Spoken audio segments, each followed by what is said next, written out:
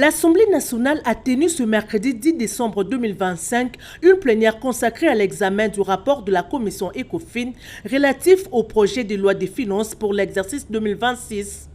En ouverture de la séance, le président de l'Assemblée nationale, l'honorable Aimé Boje Sangara, a invité les élus du peuple à observer une minute de silence en mémoire des compatriotes décédés dans l'est du pays. Un acte de compassion nationale face aux défis sécuritaires persistants. Chers collègues, au moment où nous commençons cette séance, l'Assemblée nationale est préoccupée par la poursuite et l'aggravation de la situation sécuritaire et humanitaire à l'est de notre pays. Des pans entiers des provinces de l'Ituri, du Nord Kivu et du Sud Kivu continuent à souffrir sous le joug de l'agresseur rwandais et ses supplétifs. Nous exprimons au nom de l'Assemblée nationale notre solidarité et notre compassion à l'égard de notre peuple, de nos forces armées et de nos compatriotes Wazalendo, en attendant de plus amples informations du gouvernement qui est en charge de la situation.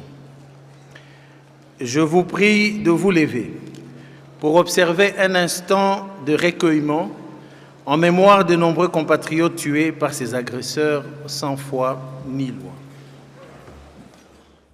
Le président de la Chambre basse du Parlement a ensuite présenté la restitution de sa mission à Washington où il a représenté l'institution parlementaire et a eu plusieurs contacts afin d'échanger sur les voies et moyens de mettre un terme aux violences qui endeuillent les populations congolaises. La plénière s'est poursuivie avec la présentation du rapport de la commission ECOFIN.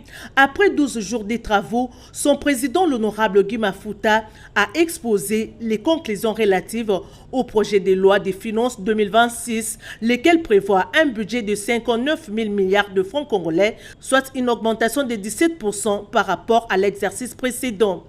Que nous voulons un budget beaucoup plus réaliste, un budget qui soit proche de la réalité que nous traversons. N'oublions pas que le pays traverse un moment très singulier de son histoire, avec la guerre d'agression. Et donc nous, députés, nous sommes conscients de cela. Et il a été question pour nous de donner aux moyens, à l'État, un outil de travail pour faire face à cette agression et aussi ne pas oublier le social qui est également prioritaire. Au cours du débat, plusieurs députés nationaux ont attiré l'attention du gouvernement sur diverses préoccupations, notamment la catastrophe naturelle survenue à Goma, les actes de violence enregistrés dans certains camps de déplacés en Ituri, ainsi que les irrégularités observées dans la délivrance du passeport à Beni et Butembo. Ces interventions ont rappelé la nécessité de renforcer la sécurité, de protéger les populations vulnérables et de garantir le respect des normes humanitaires. À l'issue des échanges, l'Assemblée nationale a adopté le budget de l'État pour l'exercice 2026, marquant une étape importante dans la planification des actions publiques et la gestion des ressources nationales. Ce projet adopté sera soumis à la Chambre haute du Parlement pour une seconde lecture avant sa promulgation par le président de la République, Félix Antoine Tshisekedi Tshilombo.